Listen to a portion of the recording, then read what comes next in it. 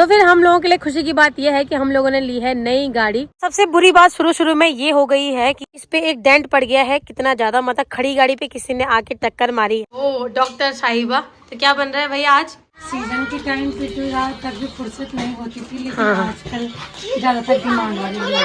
अच्छा, हो नई गाड़ी। क्या आपकी कार आई? नहीं, तुम्हारी कार आ गई। बधाई हो तुमको। सबसे पहले तो दीदी को बधाई। उन्होंने होटल खोलते ही सबसे पहले एक गाड़ी निकाल ली है बाहर। हाँ, और क्या क्या निकालोगे? देखेंगे अपनी बेस्ट स्कॉर्पियो। स्कॉर्पियो पे बहुत ध्यान है इनका। और ये दो बाइक तो थी। मम्मी को गिफ्ट दो। नहीं, मम्मी अब तुमको देगी गिफ्ट। मम्मी के पास खूब पैसा है। अब नई गाड़ियाँ आ रही हैं। कितने देर में निकलेंगे?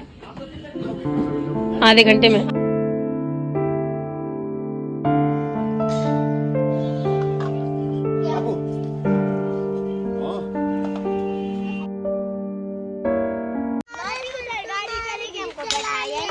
तुमको नहीं बिठाया? अरे, सबसे खुशखबरी की बात यह है कि जिया जी लोगों ने गाड़ी ले ली है। बच्चे बोल रहे हैं कि हमें नहीं बिठाया। तो अभी मैं कर्णप्रयाग तक, जिया जी तो जा रहे हैं हरिद्वार, क्योंकि जो सासू जी हैं उनके आंख का ऑपरेशन है, मतलब आंख में कोई प्रॉब्लम है। तो जिया जी हरिद्वार जा रहे हैं और आधे रास्ते तक मैं भी जिया जी के साथ जा रही हूँ कर्णप्रयाग तक। बधाई हो भाई तुमको, कॉन्ग्रेचुलेशन, तुमने गाड़ी ले ली। थैंक यू बोलो। थैंक यू बोलो। आप किस आप कहाँ जाओगी? मैं कर्णप्रयाग जाऊंगी, कर्णप्रयाग के बाद उसके बाद देहरादून। ओहो जय जी, खतरा। आराम से देख मारा, ब्रेक को कुछ लगा के रख।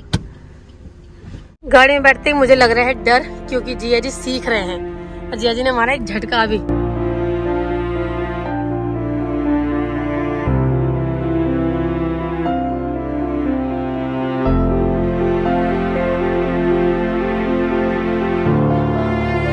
तो जिया जी जा रहे हैं हरिद्वार और चला रहे हैं गाड़ी। जिया जी आती तो है ना? डरने वाली बात तो नहीं है। जिया जी सीख रहे थे वैसे तो, पर उनको लगा कि ये डर जाएगी, इसलिए उन्होंने कहा कि नहीं अभी नहीं सीखता हूँ, अकेले में सीखेंगे, इसलिए वो सीट चेंज कर रहे हैं।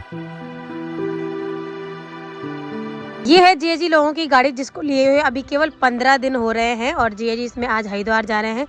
इसकी अभी बहुत लंबी प्रोसेस बाकी है, इसलिए नंबर प्लेट भी नहीं आई है और जिया जी सीख भी रहे हैं, तो इसलिए अभी तक लर्निंग का इस पे लिखा हुआ है। और सबसे बुरी बात शुरू में ये हो गई है कि इस पे एक डेंट पड़ गया है। ये देखिए कितना ज्यादा, खड़ी गाड़ी पे किसी ने आके टक्कर मारी है और ये बहुत बड़ा डेंट है। मतलब अगर ये थोड़ा भी होता ना, मतलब इसकी वजह से ये देखिए इतना गैप आ गया है। ये देखिए इस तरफ डेंट नहीं पड़ा है तो इस तरफ ये इतना चिपका हुआ है, लेकिन इसकी वजह से ये देखिए कितना गैप आ गया है बीच में। ये आजकल शहर हो या पहाड़ हो, दोनों तरफ इतनी ठंडी ठंडी हवाएं चल रही है दिन भर कि क्या बताएं। उसकी वजह से बिल्कुल कुल्फी जमी हुई है सबकी।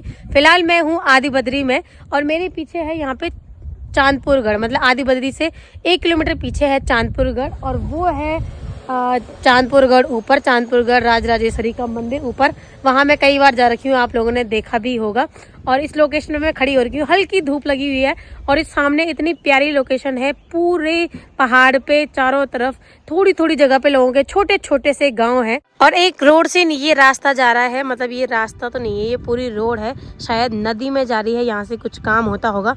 तो ये इस पहाड़ के बीच और ही खूबसूरत लग रहा है। और चांदपुरगढ़ मंदिर है सीधे ऊपर, वहां से मतलब इस पैदल, यहाँ से पैदल रास्ते स्टार्ट होता है, वो सीधे ऊपर है मंदिर। और ये वाला घर देखिए कितनी बढ़िया लोकेशन पे है। तो जिया जी को गाड़ी पे कोई काम कराना है, तो इसलिए हम लोग यहाँ पे कुछ देर इंतजार करने वाले हैं किसी का। ये देखिए किसी ने क्या बढ़िया सफाई करी हुई है इसकी, मतलब पूरी झाड़ काटी हुई है, क्योंकि आजकल पतझड़ का टाइम भी है और लोगों के खेती का जो काम होता है खत्म आजकल, तो आड़ा वगैरह जलाने का काम भी होता है, मतलब साफ सफाई होती है खेत पे इस बीच में। जैसे हर जगह की अपनी कुछ भौगोलिक स्थिति होती है, यानी ज्योग्राफिकल कंडीशन होती है, तो ठीक इस चांदपुरगढ़ी के इलाके की, आसपास तो मुझे नहीं पता, लेकिन जितना मैं इस चांदपुरगढ़ी इलाके में घूमी हूँ, अगर आप चांदपुरगढ़ ऊपर मंदिर में जाएंगे, यानी आप उस किले पे जाएंगे, तो आप देखेंगे कि वो एक तरह के पत्थर से बना होगा, जो कि पठाली की तरह होता है। पठाली मतलब पठाली मतलब जो कि छतें होती है पहाड़ी घरों की, जो ऐसी वाली छतें होती है, वो पतला सा पत्थर होता है।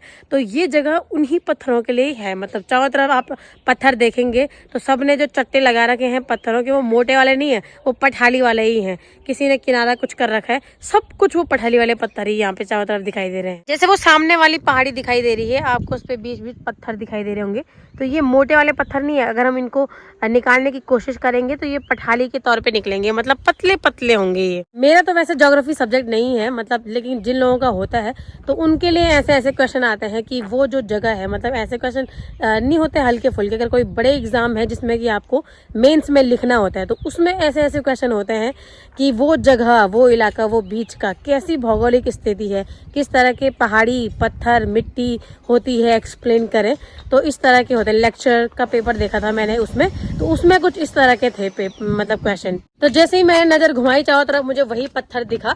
तो हर चीज, अगर जो लोग थोड़ा बहुत पढ़ने वाले हैं, पेपरों की तैयारी करने वाले हैं, तो उनको हर जगह से कुछ ना कुछ चीजें सीखनी चाहिए, छोटी मोटी देखते रहना चाहिए, दिमाग चारों तरफ से खुला रखना चाहिए। हो गया काम क्या?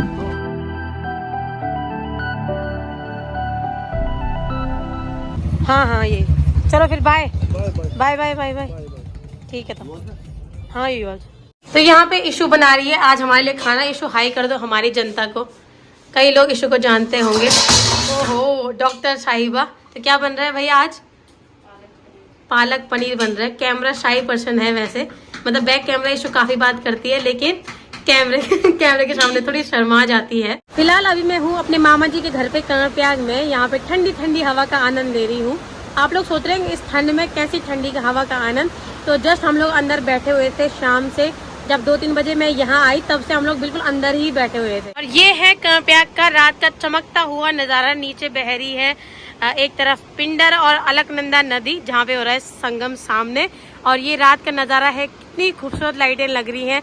ये बीच वाला पुल है और ये पता नहीं इतना क्यों चमक रहा है। अच्छा, इस पुल पे कलरफुल लाइटें लगी हुई हैं, मुझे लगा कि ये ट्रक की लाइटें हैं। और इसके अलावा कर्णप्रयाग के मार्केट का ये व्यू है, जो ये बीच का इलाका है, ये है पूरा कर्णप्रयाग मार्केट। और ये है सामने वाला पुल, इस पे भी पूरी लाइटें लगी हुई है। दोनों पुल दोनों तरफ देख के इतने सुंदर लग रहे हैं। और इस ठंड में बिल्कुल भी बाहर पे नहीं रहना है। अगर इस ठंड में आपने नदी की हवा अपने अंदर जाने दी ना 10 मिनट भी, तो बस कल सुबह तक गला नाक सब बंद हो जाएगा। इससे अच्छा बेहतर है कि चुपचाप आजकल पूरे दिन अंदर बैठे रहो। मामी जी तो कैमरा शाई पर्सन है। मामी जी तो वहाँ पे अपने कामों पे लगी हुई, मम्मी से बात कर रही है। और आजकल किचन की ड्यूटी सारी इशू की है। ठंडा इतना ज्यादा है कि मतलब अभी तक 2 कंबल लेके आए थे, इतनी मोटी मोटी, और मैं तीसरी कंबल लेके आ चुकी हूँ उधर से। इशू तो लगी हुई है खाना बनाने के बाद अपनी पढ़ाई वगैरह करने पे। और ये देखिए कि उसने वो पहले से 3 कंबल जमा के बैठी हुई है। और मुझे मामी जी ने बोला कि ये देखिए तेरे पास 2 ही कंबल है, ये तीसरी लेके जा। क्योंकि आजकल आप बिना खाने के रह सकते हैं, लेकिन कंबल इतनी ज्यादा इम्पोर्टेंट है कि क्या बताएं।